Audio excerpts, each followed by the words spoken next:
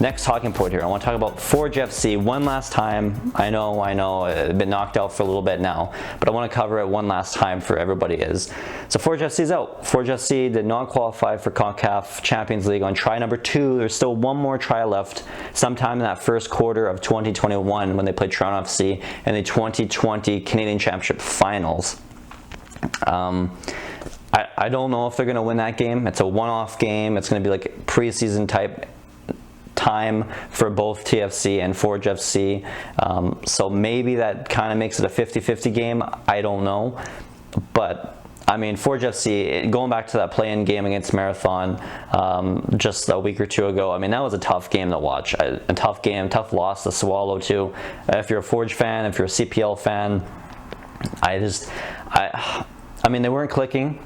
Forge FC, the same thing the week prior to that, start of December when they played in that quarterfinal match up. So they weren't clicking. They weren't clicking offensively. They did everything right up to the final third, and they just couldn't get the ball in the back of net in both games. The Marathon game, though, Marathon really pushed them. I thought that game wasn't like Marathon dominated them either. I mean, Forge was in that game almost until the end.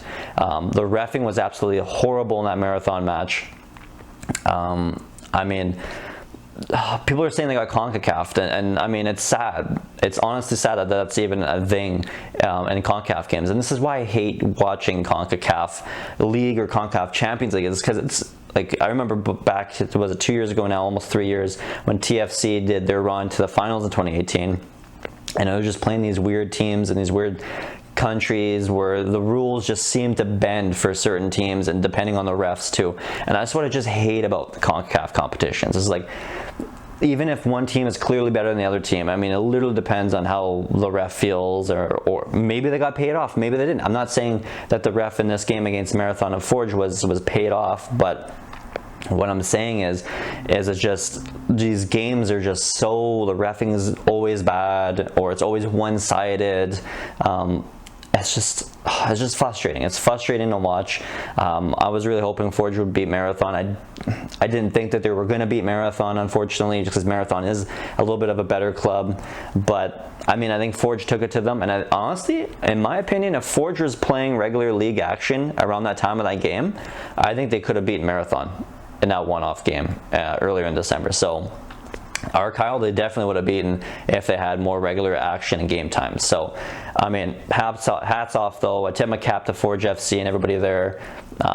They played great. They played a great tournament. They had so many obstacles to overcome this year in this CONCACAF tournament, this whole fall into winter here, just because you had to play a game, one game a month, then you're going back home to Hamilton, you're quarantining, you're going training for maybe a few days in Hamilton, and you're flying back out, you're training, quarantining, you're playing that one game, and you're gone, and you do it all over again. So for these players, for the coaches, for everybody at the club there, I tip my cap to you guys, because I mean, you guys had a fantastic run despite all those obstacles you had to go up against, especially in that last game, like I said, against Marathon.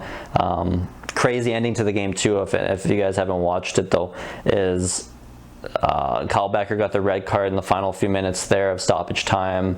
Bobby Smiriotis got a red card on the sideline, which was kind of just out of the blue. I almost, like, he was obviously talking to the ref there, the fourth official, about what happened with the Becker play, I think, or something like that, and then he got red carded out of nowhere. He didn't even look like he was like frustrated too much when he was trying to explain his case to the ref on the sidelines. So that's why I just thought it was such a weird game. And then stoppage time at the end of the game, like the stoppage time before halftime too, it just immediately blew. There was no stoppage time. Then at the end of the game, there should have been way more stoppage time, and they blew that down.